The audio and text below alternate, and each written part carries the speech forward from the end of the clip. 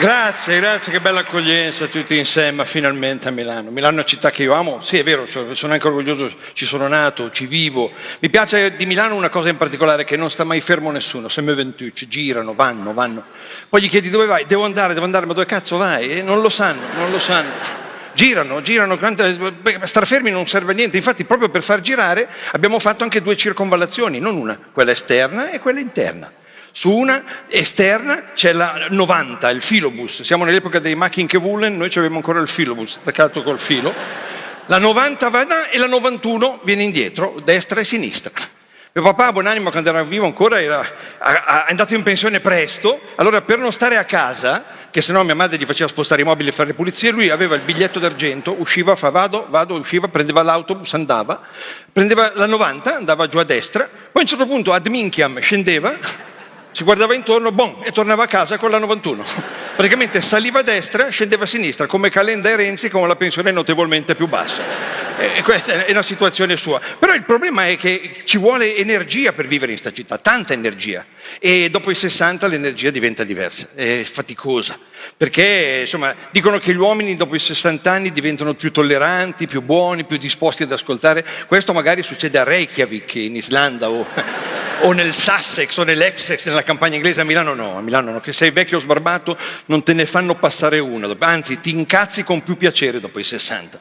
Quando sei in autostrada, ad esempio, sei lì che guidi, c'hai davanti nessuno, 120 sulla corsia, hai 60 anni, cazzo te ne frega, arrivi quando arrivi, no? Vai, tranquillo, canti, guardi la radio, poi a un certo punto ti arriva da dietro quello che ti abbaglia dal casello comincia a abbagliare, col labiale c'ha tutto il kit di santi da viaggio, te li tira dietro e ti arriva sotto. Dovresti, essendo tollerante, dire ma sì, sono ragazzi, lo facciamo passare. E no.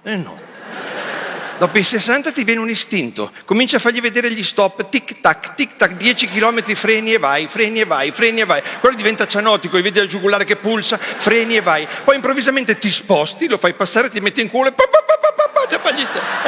Sì.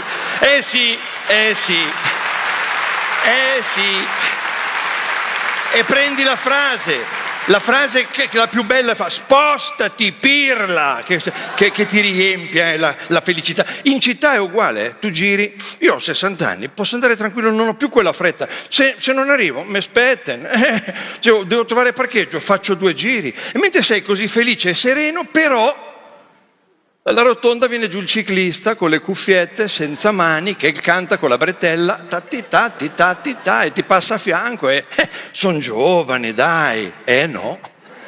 No, prendo la rotonda dietro con la macchina elettrica così non mi sente e quando arrivo Peppe, lui ma non lo voglio far male, si spaventa un po', tiro giù il finestrino laterale, spostati pirla, c'è la ciclabile. Che bello, e che tu sia ciclista, camionista, autista, ce n'è uno solo che ti sta sui marroni e a tutti, il monopattino. Sì, sentili, il monopattino, questa abitudine dei pirla americani. Ma basta col monopattino, non sai che traiettorie prendono, viaggiano come un palindeque, così, guardano tutti con i loro capelli, tutti creativi sui monopatti, tutti manager, e non sai quando girano, non lo sai. Sono traiettorie impercettibili, codici di geometria esistenziali, come diceva Battiato. E quando girano ti passano però a fianco a 30 all'ora e lì, dopo i 60, ti viene una tentazione, sì, di fare il countdown. 3, 2, 1, tac, apri la portiera, si spaventa, è il primo monopirla, l'abbiamo accattonato.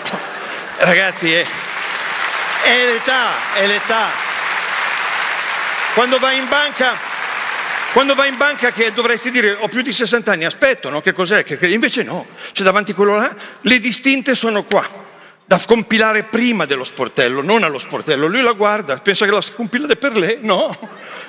Prende la distinta, va dalla cassiera che guarda, non l'ha compilata, ho capito, allora gli va lì, signore, per cortesia, si sposta, pirla. In posta c'è il cinese davanti, il cinese con un pacco enorme, più grande di lui, e dove vuoi andare? Non sa dove andare. Dico, ma cosa spedisci, Tenino? Spedisci un parente, ma cosa stai spedendo? Allora devi andare di là, te capi o no? Gli parli in dialetto a voce alta perché è come i cinesi poi capiscono, secondo la nostra cultura. Al ristorante tu puoi andare finalmente a una certa età seduto, senza fretta, ti servono quando ti servono, invece no, ci hanno messo anche i ristoratori l'ansia dei 2 turni. I 2 turni, guardi, 7:30 o 10, Ma come 7:30? Io prendo l'aperitivo alle 10, sono già a letto. Che cazzo di discorso? No, scusi, no, abbia pazienza, perché 7:30 o 10? Che io sono ancora lì che taglio il filetto, fa limoncello al conto? Ma che è il limoncello al conto, caro? Allora non sopporti quelli che fanno cric-crac con la bocca, quelli che masticano con la bocca aperta, non sopporti più niente. Dopo i 60 c'è quell'odio lì. E l'unica roba sono che guardo ancora gente umana, i padroni dei cani. Quelli che girano coi cani è gente umana. Una cosa però, parlateci coi cani perché è giusto, ma non ragioniamoci. Non pretendere che ti dica allora se è femmina, ma non te lo dice, è un cane, ti guardi, c'è il cane, che avessi la parola ti avrei già detto vada via il culo, ma non posso, sono un cane. Alla mattina li vedo, vanno all'area cani del Sempione, dei parchi, e sono lì, no, con il loro cane, lo liberano, si azzuffano, i cani giocano mezz'ora, 3/4 d'ora, tira 2 volte la baletta, una volta gli fai fare 2 bisognini, ma non c'ha la prostata.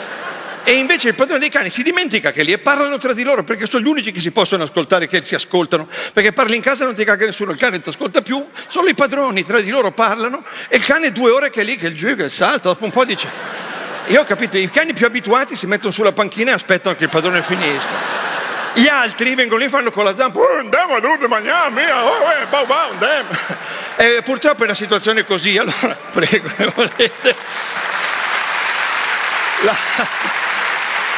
La cosa che mi colpisce è che l'ho provata sulla mia pelle. Dopo i 60 anni fai fatica la sera, torni a casa la sera che sei stanco e ti viene quella fame atavica, quella voglia di mangiare, ma la nutrizionista ha detto che devi fare attenzione e c'è la cena macrobiotico vegana, 4 noci, 2 nocciole, e il cracker al gusto cartongesso, un bicchiere d'acqua sgasata, poi ti butti lì sul divano e guardi la televisione, l'8ª puntata della tua serie preferita, tanto non hai visto neanche le altre, dormivi da subito con la bocca aperta che viene dentro il muscone, il calabrone, e ti possono mettere anche il monoscopio, non sai dove sei, però almeno sogni, e quel sogno è bellissimo, in quel sogno ti rivendi la vita in mano e ti vedi sulla highway americana 8 corsie libere in un bel sole della California, che viaggi con uno spiderone rosso, con a fianco una gnocca da paura o un figo pazzesco, e mentre vai e sei felice e metti la marcia, lei si avvicina per baciarti tutti a posti, da dietro vedi arrivare un monopattino a 120 all'ora guidato da un cinese con un pacco e una distinta bancaria che ti passa a fianco e fa: ma che è un sogno,